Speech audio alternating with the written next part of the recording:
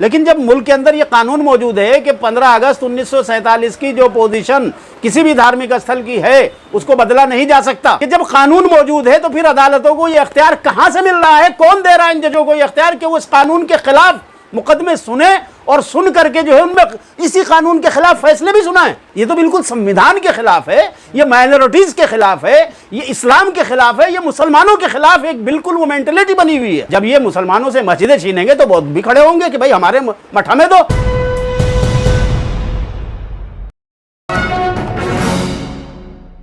अब तो ज्ञानवापी का सर्वे पर भी जो है रोक लगाई जा रही है और फिर मुद्दा गरमाया हुआ है ज्ञानवापी मस्जिद का। अब तो बौद्ध धर्म वालों ने भी अपनी याचिका दायर कर दी है। नहीं, ज्ञानवापी मस्जिद पे के सर्वे पर रोक नहीं लगाई जा रही, बल्कि ज्ञानवापी मस्जिद के मामले में निचली अदालत ने, बनारस की निचली अदालत ने जो है एक फ़ैसला सुना दिया कि साहब इसका जो है आधुनिक सर्वे करेंगे। उस पर जो है मुस्लिम पक्ष हाई कोर्ट गया। हाई कोर्ट ने भी जो है वो निचली अदालत के फ़ैसले को बरकरार रखते हुए कि साहब इसका सर्वे होगा। मुस्लिम पक्ष सुप्रीम कोर्ट आया, सुप्रीम कोर्ट ने भी कि साहब होगा। मेरी समझ में ये बात नहीं आती कि भाई जब धार्मिक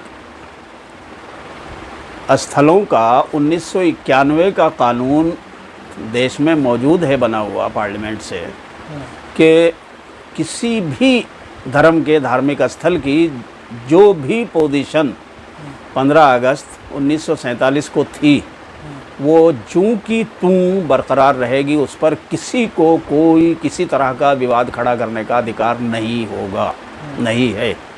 तो सवाल ये है, जब एक तरफ तो कानून मुल्क के अंदर मौजूद है कि साहब 15 अगस्त 1947 की पोजीशन किसी भी धार्मिक स्थल की जो थी वो बरकरार रहेगी, उस पर किसी को कोई आपत्ति या विवाद करने का कोई अधिकार नहीं है।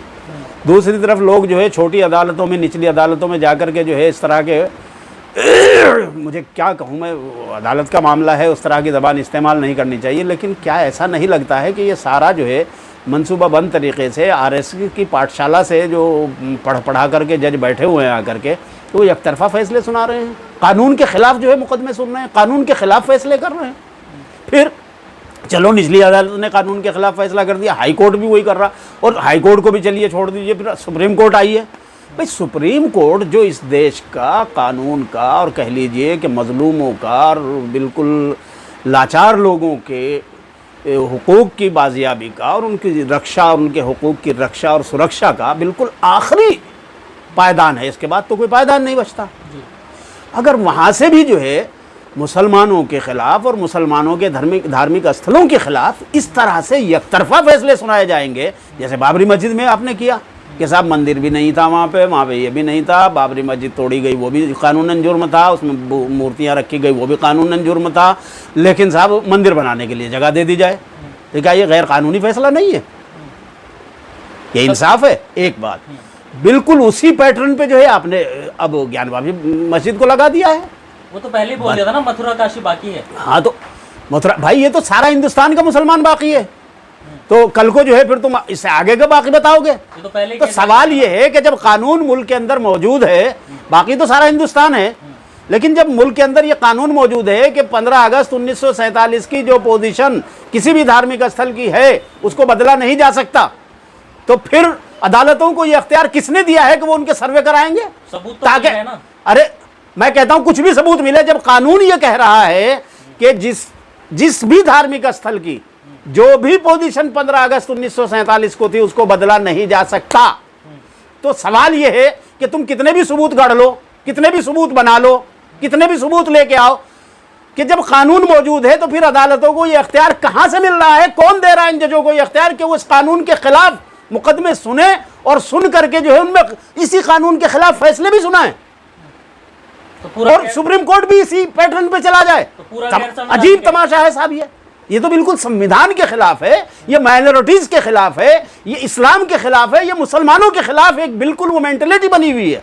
जबकि उसी दिन आप देखिए कि सुप्रीम कोर्ट में एक केस उन्हीं दिनों में और आता है, राहुल गांधी वाला, उसकी भी सुनवाई होती है। राहुल गांधी को भी साजिश के तहत मोदी सरकार ने इसी तरह से एक निचली अदालत से 2 साल की सजा का फैसला करा करके लोकसभा की उसकी मेंबरशिप भी खत्म करा दी थी। और इसीलिए वो कराया गया था ताकि आगे 6-7 साल के लिए, 8 साल के लिए इलेक्शन लड़ने का रास्ता भी उसका बंद हो जाए और उसकी लोकसभा की मेंबरशिप भी खत्म हो जाए पार्लियामेंट से, ताकि जो संवैधानिक अधिकार पार्लियामेंट के अंदर लड़ने का राहुल गांधी के पास था वो खत्म हो जाए। तो वो एक साजिश करके मोदी सरकार ने वो खत्म किया। वही केस जो है राहुल गांधी ने अपील किया हाई कोर्ट में, वहां उसने निचली अदालत के फैसले को बरकरार रख दिया। वही फिर राहुल गांधी अपील करने आए सुप्रीम कोर्ट में। सुप्रीम कोर्ट ने राहुल गांधी के फैसले के मामले में कानूनी तौर पर सारी टेक्निकल बुनियादों को पढ़ करके, समझ करके बिल्कुल सही फैसला सुनाया और राहुल गांधी को तो इंसाफ दे दिया, उनकी रुकनीयत भी बहाल कर दी, सजा पर भी रोक लगा दी। लेकिन उन्हीं दिनों में जब ज्ञानवापी मस्जिद का मसला जो है उसी सुप्रीम कोर्ट में आता है, तो सुप्रीम कोर्ट के जज उसमें बिल्कुल उल्टा फैसला सुनाते हैं मुसलमानों के खिलाफ। क्या मतलब है भाई? जब 1991 का कानून मौजूद है कि 15 अगस्त 1947 की पोजीशन को किसी भी धार्मिक स्थल की कोई नहीं बदल सकता, अब आगे कोई उस पर विवाद नहीं किया जा सकता, तो क्या सुप्रीम कोर्ट को पता नहीं कि यह कानून मौजूद है? जब यह कानून मौजूद है तो फिर सुप्रीम कोर्ट क्यों ऐसा जुल्म कर रहा है? बिल्कुल सीधी सी बात कह रहा हूं मैं। तो ये इसका मतलब ये हुआ कि मुसलमानों का अगर कहीं मामला आए तो फिर मोदी हो या सुप्रीम कोर्ट के जजेस हो या हाई कोर्ट के जजेस हो या निचली अदालत के जज हो, फिर तुम जो है सब इस मामले में एक हो जाओगे, सारे हकाइक को और सारी चीजों को। भाई सदियों से वो मस्जिद खड़ी, हमने माना कि औरंगजेब के जमाने से, हालांकि वो मस्जिद औरंगजेब से बहुत पहले से बनी हुई है, उसकी तारीखी हकीकत जो है वो मौजूद है, किताबें मौजूद हैं, वो तमाम सबूत मौजूद हैं।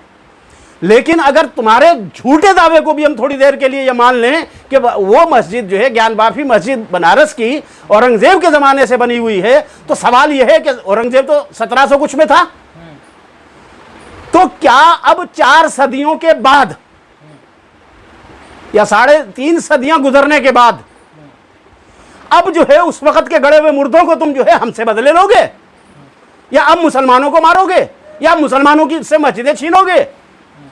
तो उस वक्त तो बहुत सारे लोग जो है मुसलमान भी हुए हिंदू से, कल को तुम कहोगे नहीं तुम्हें भी जबरदस्ती हम मुसलमान करेंगे, तो करा रहे हैं ना घर वापसी। तो घर वापसी का ये धंधा जो है ये नहीं चलेगा ज्यादा दिन। ये घर वापसी के धंधे इन्होंने शुद्धि की शक्ल में सन 1800 कुछ से शुरू कर रखे हैं, 1880-85 से। लेकिन इन देख लीजिए उस वक्त का सर्वेक्षण करा के देख लीजिए, आज का देख लीजिए, इस्लाम को जितना दबाओगे उतना बढ़ेगा, जितना रोकोगे उतना फैलेगा, तुम्हारे घरों में इस्लाम घुसेगा, देख लेना। इस्लाम को हम लेके जाए ना जाए, हम मानते हैं कि हम मुजरिम हैं इस बात के कि हमने इस्लाम की दावत यहाँ के गैर मुस्लिमों के सामने नहीं दी इस तरह से जैसे देनी चाहिए थी। हमें इस्लाम की जो अमन पसंदी, इस्लाम की हक पसंदी जो लोगों को बतानी चाहिए थी, और बराबरी और मुसावात, जो अमन और इंसाफ जो इस्लाम में है और जो दावत हमें पेश करनी चाहिए थी और बताना चाहिए था, हम मानते हैं कि हम इस बात के मुजरिम हैं कि हमने लोगों के सामने सही इस्लाम को नहीं पेश किया है, चाहे अपने अमल से हो चाहे कौल से हो। लेकिन ये हकीकत है कि इसके बावजूद भी जिन लोगों के मुकद्दर में इस्लाम है वो डायरेक्ट इस्लाम को पढ़ रहे हैं और इस्लाम को पढ़ करके वो खुद इस्लाम को कबूल कर रहे हैं। किसी के कहने सुनने और दावत देने की अब कोई ज़रूरत बाकी नहीं रह गई। ये जो फ़ोन है, ये जो इंटरनेट है, इसमें आज सारी चीज़ें मौजूद हैं। जिनके मुकद्दर में हिदायत है और जिनके मुकद्दर में अमन व अमान है, जिनके मुकद्दर में जो है मोक्ष है, वो जो है इस्लाम को पढ़ते हैं, समझते हैं और इस्लाम को कबूल कर रहे हैं, आज भी कर रहे हैं। जितनी आग पिछले 9 साल से भारतीय जनता पार्टी की सरकार में, मोदी की सरकार में, आरएसएस और इनके बगल बच्चों ने जो मचाई हुई है, जितने भी आतंकी संगठन इन्होंने बना रखे और पाल रखे हैं, इनसे जितना आतंक इन्होंने मचाया है उतना ही तेजी के साथ इस्लाम इनके घरों में घुसा है। और आइंदा भी इंशाल्लाह ऐसे ही इनके घरों में ही इस्लाम जो है पनपेगा, जैसा कि पहले पनपा, जैसा कि पहले आया। जिनके मुकद्दर में हिदायत है वो इस्लाम लाएंगे, वो इनसे नहीं रुकने वाले। लेकिन ये जो इनकी सियासी लड़ाई है, ये फरेब है। ये मुसलमानों को फर्जी दुश्मन बना के बताते हैं, मुसलमानों को और इस्लाम को फर्जी दुश्मन बना के। इन्हें ये पाप करते हैं, लेकिन पाप करने से पहले झूठे तौर पर प्रोपेगेंडा करते हैं कि अब्दुल जो है वो इसका मुजरिम है। ये वो नहीं होता, ये झूठा प्रोपेगेंडा। गोदी मीडिया, ये सारे दज्जाल हैं, शैतान हैं ये सारे। ये गोदी मीडिया के चैनल जो है ये झूठ और फ्रॉड को कारोबार करने वाले, चूंकि इनको करोड़ों अरबों रुपए जो है ये आरएसएस और बीजेपी की सरकारें जो है वो दे रही हैं। और वो इसके बदले में जो है नफरत और दुश्मनी और कत्ल खून का बाजार गर्म कर रहे हैं और फिजा बना रहे हैं, और नतीजा नूह जैसी घटनाएं और रेल में जैसे बम्बई जाने वाली वो ट्रेन में हुआ है, इस तरह की घटनाएं जो हो रही हैं उसके लिए जिम्मेदार सरकार है, उसके लिए जिम्मेदार भाजपा है, उसके लिए जिम्मेदार आरएसएस है, उसके बगल बच्चे हैं, उसके लिए जिम्मेदार ये गोदी मीडिया है बराबर का। जितना उन सब का कसूर है उतना गोदी मीडिया का कसूर है। अब तो बोधिश ने भी दावा कर दिया है अपना ज्ञानवापी मस्जिद पर, कह रहे कि ना ये मस्जिद है ना ये मंदिर है। वो करेंगे, सब करेंगे भाई। जब तुम जो है गैर कानूनी तौर पर, असंवैधानिक तौर पर, नहीं क्यों करेंगे? जब कानून के खिलाफ, जब तुम्हारी अदालतें जो है मुसलमानों के खिलाफ केस करें, सुनेंगी और फैसले सुनाएंगी, कानून के खिलाफ गैर कानूनी फैसले सुनाएंगी, तो फिर तो सारी जितनी माइनॉरिटी कम्युनिटीज़ है और बौद्धों को, चूँकि ये बात दुनिया जानती है कि हिंदू जो ये ब्राह्मण धर्म है, ये सनातन वनातन कुछ नहीं है, ये ब्राह्मणों का धर्म है जो कुछ इस वक्त आरएसएस चला रहा है, और ये मनुवाद है जिसको, जिस मनुवादी व्यवस्था और मानसिकता के तहत ये लोग साजिश करके बहुत मुनज़्ज़म तरीके से आगे बढ़ा रहे हैं मनुवाद को, और उसमें इस्तेमाल कर रहे हैं दूसरे लोगों को भी, तमाम बैकवर्ड ओबीसी, मैं बता रहा हूँ ना। तो यहाँ पर पहले बौद्धों का था, और बौद्धों की बहुत सारी, तो वो तो कह रहे हैं कि वो जो उत्तराखंड में कौन सा धाम है तो वो भी हमारा है। उसने कहा तो था वो कौन सा मौर्य है, वो भी दलित ही तो है। वो उन्होंने कहा कि वो भी बौद्ध धर्म का ही मठ था। तो इस तरह के वो तो कह रहे हैं कि सैकड़ों हैं, तो क्या खुदाई करो। मंदिर मस्जिदों को तोड़ करके, हाँ तो फिर तो इनको करना पड़ेगा। जब ये मुसलमानों से मस्जिदें छीनेंगे तो बौद्ध भी खड़े होंगे कि भाई हमारे मठ हमें दो, तुम्हारी मस्जिद का, तुम्हारा मंदिर कहाँ से आ गए? तो बौद्ध हिंदुओं के साथ मिल जाएंगे या हिंदू बौद्धों के साथ मिल जाएंगे? नहीं, बौद्ध इनके साथ इसलिए नहीं मिल सकते कि इन्होंने तारीख में बौद्धों को इस कदर कत्ल किया है, इस कदर मारा है कि खून की होलियां खेली हैं, दरिया बहाए हैं उनके खून के तो भाई। और वो जो है अमन पसंदी और अपने मठों में बैठ करके ध्यान ज्ञान में लगे रहते थे और ये उनको कत्ल करते रहे, उनकी हुकूमत छीन ली इसी तरह से इन्होंने। तो मुसलमानों को क्यों बदनाम करा जाता है? ब्राह्मणवादी तो इनकी तारीख पढ़ के देखिए ना, शुरू से ये तो कत्लो खून और धोखा, फरेब, फ्रॉड के जरिए ही तो सारी जिंदगी से जो है लोगों को धोखा दे करके हुकूमतें छीनते और करते चले आ रहे हैं। आज भी वही धंधा है इनका। बनिया, ब्राह्मण, ठाकुर, ये सारे मिला के 10% नहीं है, और अगर 10% कम है, 12% नहीं है नहीं वैसे 10 से 12%, लेकिन लोग कहते चलो जी हमने मान लिया 10-12 नहीं, हम तो 15 मान लेते हैं। तो 15% लोगों में भी सारे बेईमान नहीं हैं, इनमें कुछ अच्छे भी हैं। इसके बावजूद जो है ये पूरे मुल्क को जो है बिल्कुल नचाए चले जा रहे हैं। पूरे मुल्क को इन्होंने कत्ल खून का जो है बाजार गर्म करके बना दिया है, पूरे मुल्क को बर्बाद करके रख दिया, लूट लिया सारा मुल्क, यहाँ के सारे संसाधनों पे कब्जा कर लिया है भाई। सब लोगों को, मिडिल क्लास के लोगों को भिखमंगा बनाने की कगार पे ला के खड़ा कर दिया है। तो 24 का एजेंडा है क्या ये भी? ये 24 का ही एजेंडा नहीं है, इनका परमानेंट एजेंडा है भाई आरएसएस का। आरएसएस को जरा पढ़ के देखो ना, गोलवालकर की किताबें पढ़ के देखो तो पता चलेगा।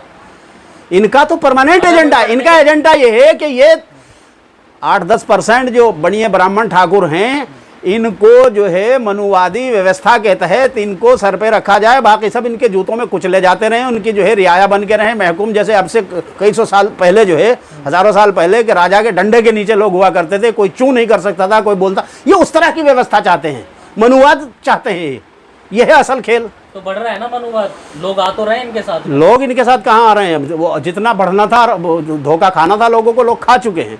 अब तो सच्चाइयाँ लोगों के सामने आ रही हैं, लोगों की आंखें खुलना शुरू हो गई हैं, हिंदुओं की आंखें खुल गई हैं कि भाई इन्होंने जो है, चाहे जीएसटी की शक्ल में हो, चाहे कारोबार धंधे चौपट करने की शक्ल में हो, चाहे प्रॉपर्टियाँ छीनने की शक्ल में हो, चाहे दूसरी तरीके से हो, फैक्ट्रियाँ कारखाने बंद कराने की शक्ल में हो, इन्होंने जो है कंगाल बना के रख दिया है। संसाधन जो है सारे अडानी अंबानी जैसे ब्राह्मणवादियों को, मनुवादियों को दे दिए गए हैं, दिए जा रहे हैं, आगे और दिए जाएंगे अगर ये लोग रह गए। इसलिए लोगों की आंखें खुल गई हैं, ओबीसीज़ की भी आंखें खुल रही हैं, दलितों की भी खुल रही हैं, और भाई आदिवासियों की भी खुल रही हैं। तमाम जो माइनॉरिटी कम्युनिटी हैं, चाहे जैन हो, बौद्ध हो, सिख हो, तमाम लोगों की आंखें खुल रही हैं, और वो सब के सब जो है इनसे दूर हो रहे हैं। सब जो है वो खुल गए, सबको पता चल गया।